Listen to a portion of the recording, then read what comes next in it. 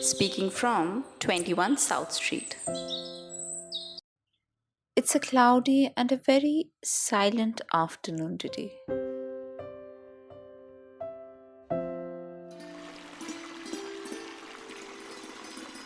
The river is as wide as an ocean here, grey, muddy, filled with silt, which settles down every day, little by little, around the shores of deltas, raising banks, expanding maps. I stood next to him near the jetty. What if the islands get connected? Do islands get connected? Do they? Oh Baba! The jetty, known by the locals as 8 number Ghat, Ghat number 8, was quiet most of the hours, especially during the low tide. The vessels never crossed the river then, and Notun Rasta, even though there was nothing Notun about that old bumpy road, took a quick nap before the cycle rickshaws, bringing in dozens of passengers from the bus stop, drove him nuts. Even Motar Dokan, Chubby's hotel, looked lonely with their army of lazy flies as Mota himself rested idly on the thin wooden benches. Soon the chairs would be filled. The benches would have rows of shalpatar thala, and little boys, swift and agile, would hurry from one plate to another carrying piping hot rice in aluminium buckets. 4 heaped ladles filled with rice for each plate. I could never imagine finishing that amount in 2 days. Forget about the few hours in between the two tides. But they were misers when it came to serving fried potatoes. 1 spoonful, and that was it. A deep look at the boys would make them step back, followed by at most another half a spoon. That made my day. There were other things served before and after the fried potatoes, but I never bothered to notice them nor remember later. Mota's team knew how to make profit. They would coax the hesitant passengers for afternoon meals. Oh, the next ferry! There is enough time. Have your meal. As much rice as you want. There is none open on the other side though, when you cross the river. He advised and warned. The one who was not local would take a seat and have his own sweet time to break rice warmed up with the first 2 courses. Right when the fish was about to be served, rumor would spread that the ferry was about to leave in a quarter of an hour. Most of the men, half full and half hungry, rushed out giving Mota a stern look. Mota never looked back. He is mean, right, Baba? I'm sure he eats all the rice that is left at the day's end.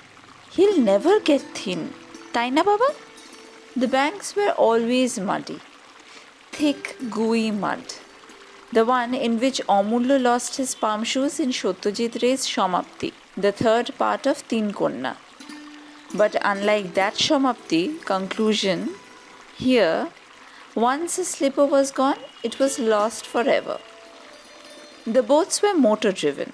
Some called them vessels and some named them launch. But they were definitely big with a deck on the top. People swarmed in till one would start to believe the boat would sink in the mud.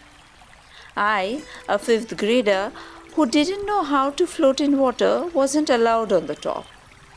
I would stay down in the rat hole to drown with my mom, just in case the boat decided to sink. A higher level logic set up by my mom that had always eluded my comprehension. The boat glided through the heavy grey water and its motor grumbled, gurgled, and spitted kerosene. Mom kept on throwing coins at the water before touching it on her forehead.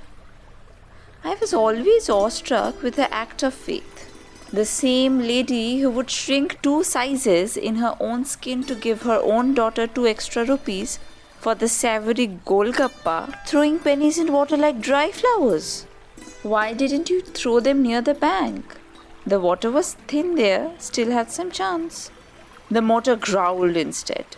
I quietly tiptoed up the 5 wooden steps, looking for my dad on the deck above, as my mom would busy herself in a conversation with someone somewhere. The sky opened up all of a sudden. The wind, salty and sticky, laughed and giggled and sprayed water on my face and on my thin, tiny body. It tucked my cotton dress, disheveled my hair, and I smiled back at them. The grey stretch of water chopped and lapped around our boat, which suddenly looked tiny. I bent a little towards the water, coming closer to the edge.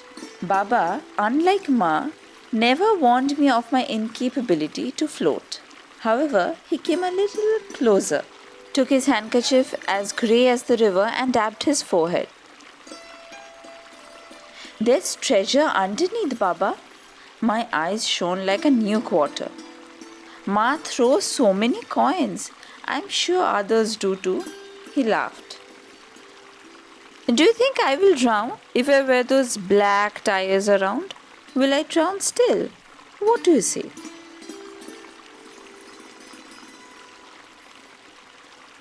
He told me about the dolphins instead. Also about the razor-sharp teeth of Kamot, the tiny sharks, the greenest algae which float in the water to glow at night, pineapple tortoises entangled around the silver fishes in the fishermen's nets pulled before dawn.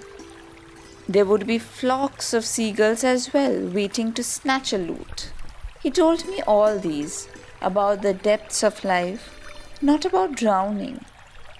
How far is the other side, Ma? I hear him now, asking me feebly, in some of his darkest nights. How far?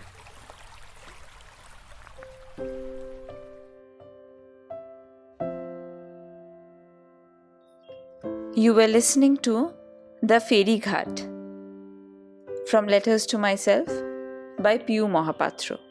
We will come back with another story another day.